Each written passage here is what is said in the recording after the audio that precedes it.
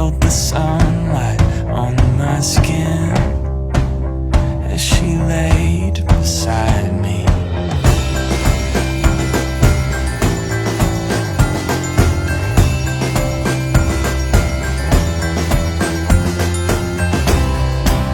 Saw the heavens open up as it rained down on me. Can't remember what she said, but I could hear her heartbeat. I could hear her heartbeat. I could hear her heartbeat. I could hear her heartbeat. I could hear her heartbeat. Oh my god. What's wrong? So pretty. Am I more? I don't know. Hi. Oh, wait, no. It needs to be the other way around. No, I'm just saying. First off, I want to thank you for everything you've done for me and our firstborn Decker. I truly don't know if I would have made it to this point and be this happy if it was not for coming home to you.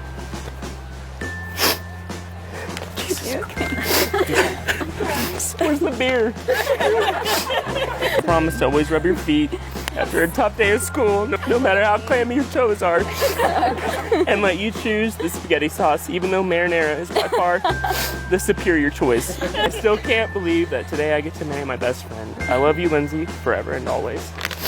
You made it! Gold star! Most people spend their lives wondering who they'll end up with, and I couldn't be more excited about the person I get. I get to marry someone who knows me inside and out, and makes me laugh until I can't breathe, and tells me they love me every single day. We will share big moments like moving into a home, getting Decker a sister, or even having human children one day. But my favorites are the small moments. My favorite times are when we were on the floor listening to Ed Sheeran live concert videos and news anchor fails on YouTube and taking a walk with Decker, holding hands in the car, pretending we know how to cook when all we really ever make is pasta or tostadas. And I promise to love you unconditionally and love you with my whole heart, completely and forever. You do way better than me. I don't think we're married yet, are we? I don't know. I feels like it.